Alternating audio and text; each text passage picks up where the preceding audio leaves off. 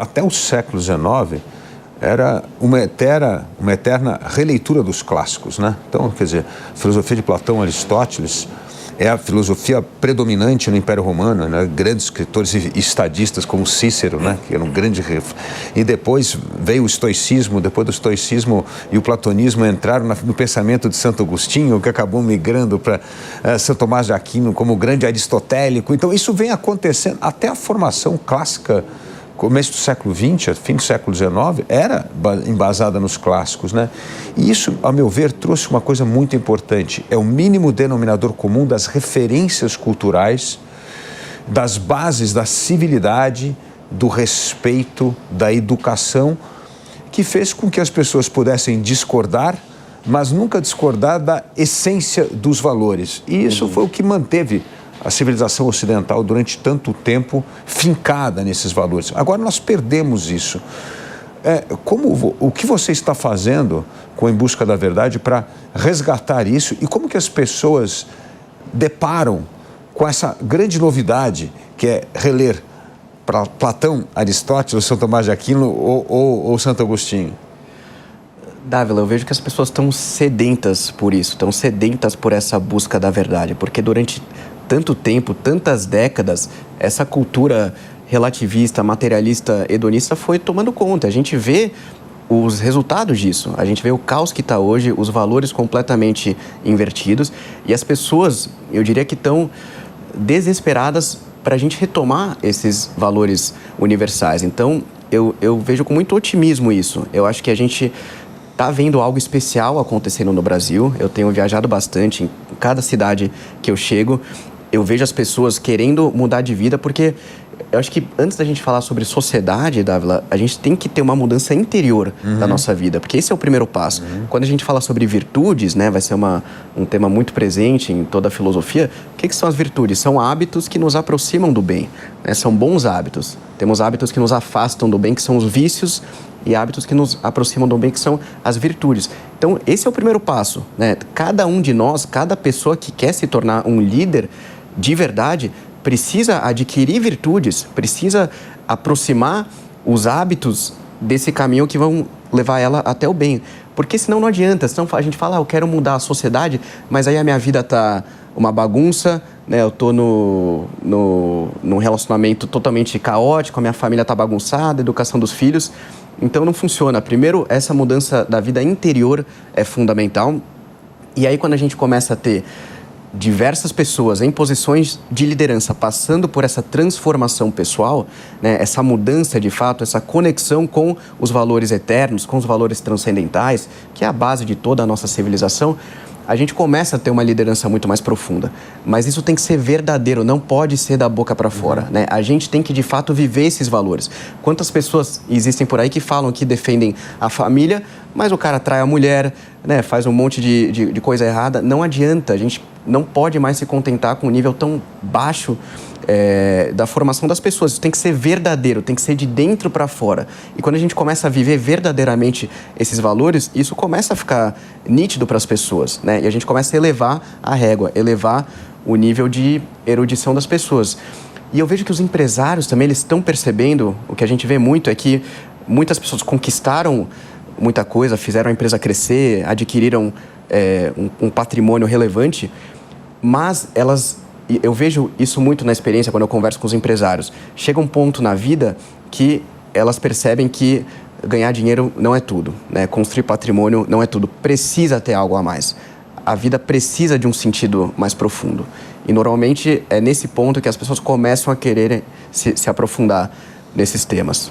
Agora, tem uma coisa interessante, né? A vida inteira, né, desde a época de Platão, Aristóteles, eles entendiam a importância não só dessas ideias transformadoras das suas próprias convicções, mas do senso de comunidade, né?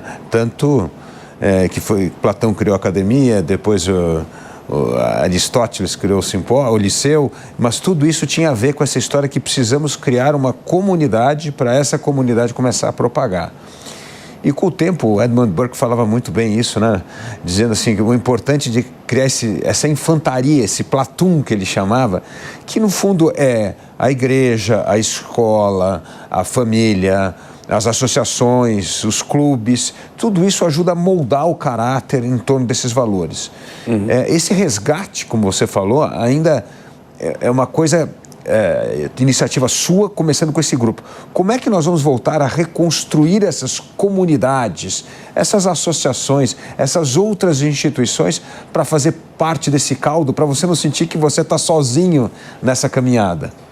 Acho que isso é fundamental, Dávila. A gente precisa recriar essas comunidades.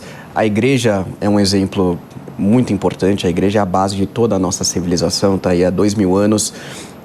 Tudo que nós concebemos por civilização, principalmente aqui no Ocidente, veio da igreja. Isso eu vejo com muito bons olhos o movimento que está acontecendo no Brasil. Eu vejo essas comunidades se fortalecendo. Eu acho que está tendo um renascimento católico no Brasil impressionante, uma onda de conversões muito grande. Eu vejo muitas pessoas começando a se organizar para atuar, por exemplo, na educação, para atuar com comunicação. Tudo isso é fundamental. A gente precisa começar a sair, porque o primeiro passo é a formação. E depois, de fato, se juntar com outras pessoas que têm propósito em comum para fazer isso se disseminar. A educação é fundamental. A gente precisa restaurar esses valores dentro da educação. Porque educar não é outra coisa a não ser ensinar valores, ensinar virtudes. E aí tem gente que fala assim, não, mas esse não é o papel da escola, porque a escola não pode ensinar virtudes, porque aí você está ensinando moralidade. Isso tem que ser feito na família e não na escola. Mas toda a base da educação, o que Aristóteles falava? Que você educar uma criança é você ensinar virtudes. Não é outra coisa senão isso. Você tem que ensinar bons hábitos para a criança. É papel, sim, da escola ensinar isso. Não existe falar, não, a nossa educação não vai ter nenhuma carga de moralidade. Mas moralidade nada mais é do que você ensinar hábitos que vão aproximar a criança do bem. Por que você não ensinaria isso? Você não vai ensinar sobre ordem para a criança, que ela tem que ser ordenada? Você não vai ensinar sobre higiene, que são as duas primeiras virtudes que você ensina para a criança? Você não vai ensinar ela a ser corajosa? Claro que isso é papel da escola. Então, a gente tem que voltar a falar sobre isso em todos os âmbitos, eu acredito. Na parte de comunicação, na parte das escolas, universidades.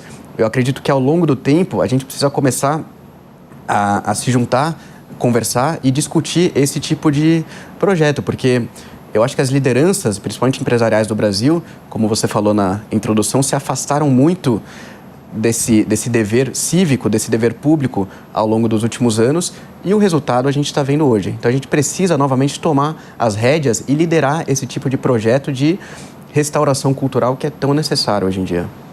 Gabriel, você acabou de escrever um livro, Bússola, e conta um pouco da sua trajetória em torno disso. Conta um pouco para a gente, por exemplo, você como um jovem empresário, um jovem pai, família, como é que você faz esse questionamento desses valores internos que para você é tão importante, por exemplo, na escolha da escola dos seus filhos? Porque são coisas do dia a dia, que você vai ter que deparar, puxa, eu queria que uma escola tivesse afinada com os valores da família, e não dissociada, ou não terceirizar isso. Como é que é a sua atuação aí como cidadão, jovem empresário, chefe de família de uma jovem família, fazendo essas escolhas nesse mundo que está difícil? Achar uma escola, por exemplo, com valores de acordo com aqueles que nós gostaríamos que os nossos filhos fossem criados.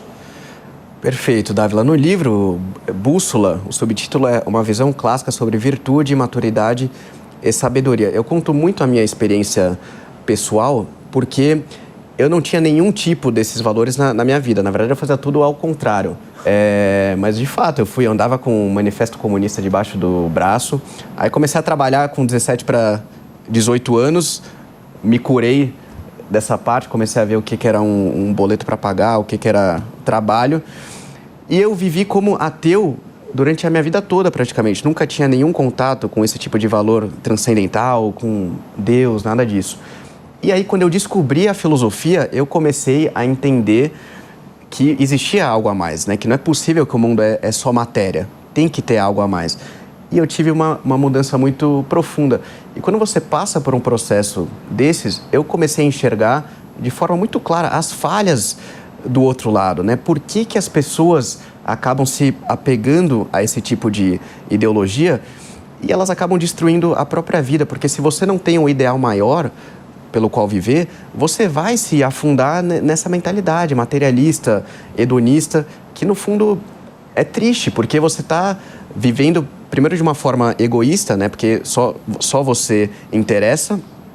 Você parte da premissa de que não existe nenhum ser superior a você no universo, ou seja, é uma posição muito soberba, e você vai passar pela vida sem aproveitar todo o potencial do ser humano. Se a gente tem a capacidade de entender esses conceitos, quer dizer que a gente foi feito para isso, de alguma forma.